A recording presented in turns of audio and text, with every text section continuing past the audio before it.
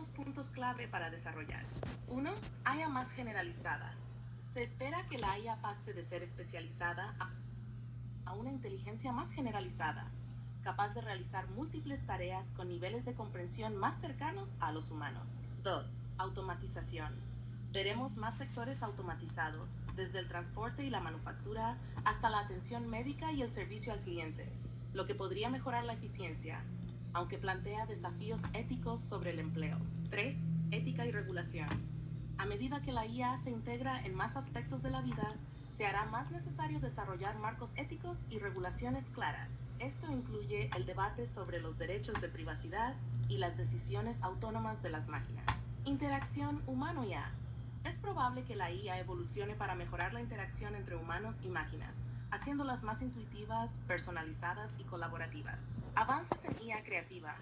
El desarrollo de IA que no solo resuelve problemas, sino que también es capaz de crear música, arte, diseño, seguirá creciendo, lo que podría cambiar industrias creativas y la forma en que entendemos la creatividad. ¿Qué enfoque te gustaría desarrollar más para trabajar en ello? Por ejemplo,